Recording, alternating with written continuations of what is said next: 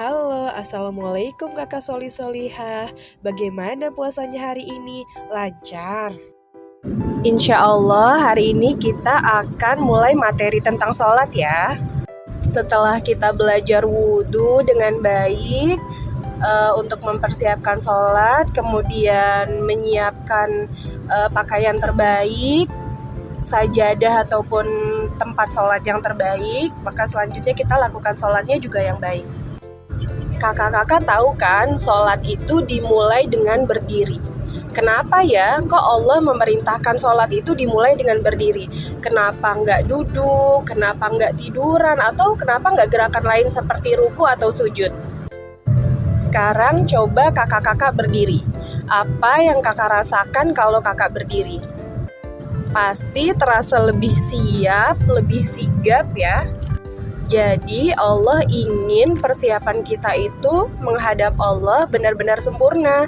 Sudah wudhu, sudah siap semuanya. Saat kita sholat ataupun menghadap Allah itu sudah siap dengan kesiapan yang maksimal. Kakak pernah lihat nggak? Ada rakyat nih misal yang dipanggil oleh raja. Gimana persiapannya? Apalagi ketika rakyat itu datang menghadap raja untuk dikabulkan permohonannya. Pasti dia datang dengan pakaian terbaik, dengan sikap terbaik, dengan pembicaraan yang sudah dia siapkan sebelumnya. Dia mau minta apa, dia mau dikabulkan apa.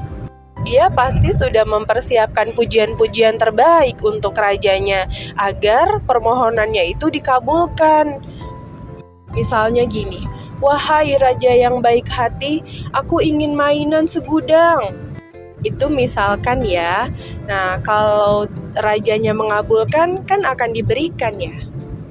Sebenarnya begitu juga kita ke Allah. Allah itu memberikan waktu bagi kita 5 kali loh dalam sehari untuk meminta permohonan apapun yang kalian inginkan.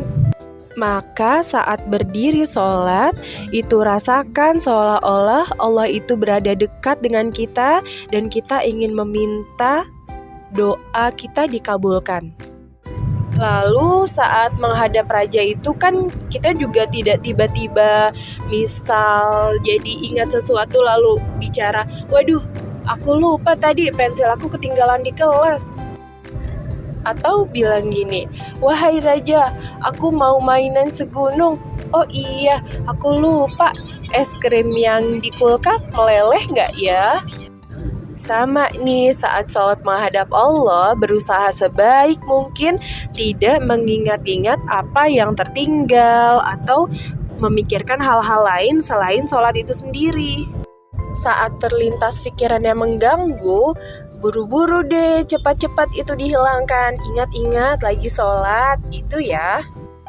Maka saat berdiri sholat itu, rasakan tubuh kita benar-benar tegak berdiri dan hati kita menghadap Allah.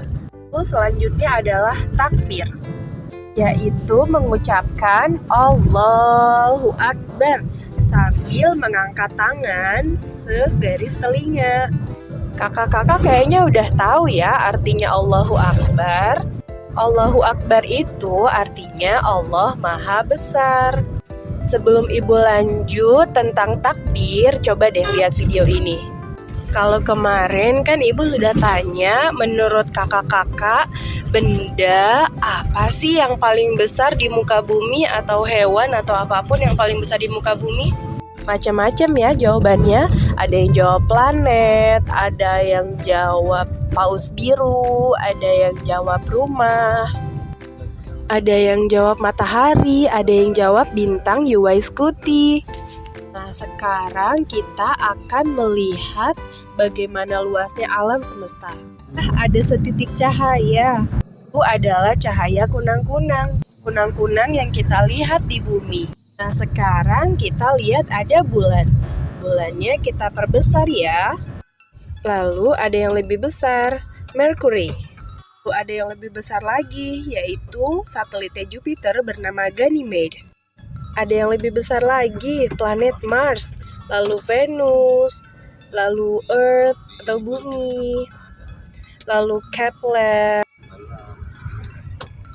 lalu Neptune, Uranus, Saturn. Lalu ada bintang paling kecil yaitu Tumas G. Lalu ada Jupiter. Lalu ada planet terbesar ini ya bernama HD yang kemungkinan terbesar.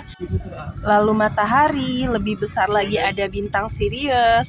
Lalu ada bintang Polax, lebih besar lagi ada bintang Arcturus. Lalu ada bintang Aldebaran, ada bintang Rigel, ada bintang Pistol Star, lebih besar lagi Antares. Lalu ada Betelgeuse, Canis Majoris. Lalu ada terbesar UY Scuti. Dan ternyata menurut penelitian kalau kita pergi lebih jauh lagi, ini sejauh 1 hari cahaya, di mana perjalanan tercepat adalah dengan kecepatan cahaya, bulan, bumi, ataupun bintang-bintang lain yang tadi kita anggap besar jadi terlihat setitik seperti kita melihat laron tadi. Nah, ini tadi kumpulan bintang-bintang kalau kita pergi jauh berpuluh-puluh tahun cahaya.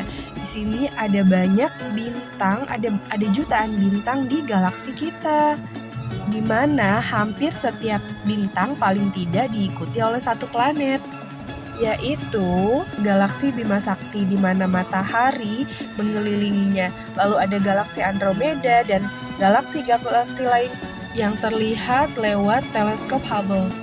Wah, coba lihat, banyak sekali ya galaksinya. Bayangkan sebesar apa Allah bisa menciptakan semuanya ini.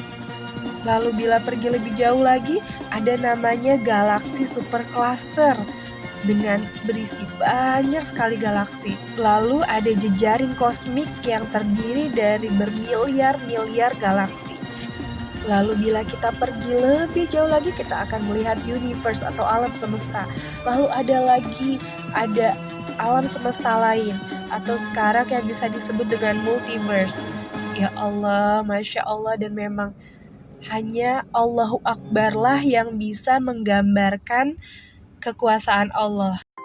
Ilustrasi-ilustrasi tadi itu berdasarkan penelitian manusia. Allahu Akbar. Maka saat bertakbirlah ketika sholat itu, Allah ingin kita mengingat betapa besar Allah dan betapa kecilnya kita. Itu kenapa ibu kemarin bertanya, apa sih benda ataupun hewan atau apapun yang kalian pikir paling besar di dunia ini? Ternyata itu tidak ada apa-apanya ya, kecil. Allahu Akbar, Allah Maha Besar. La ilaha illallah, tiada Tuhan selain Allah. Sekian ya penjelasan dari ibu kali ini. Kurang lebihnya ibu mohon maaf. Kalau ada yang ingin ditanyakan silakan ditanyakan ya. Wassalamualaikum warahmatullahi wabarakatuh.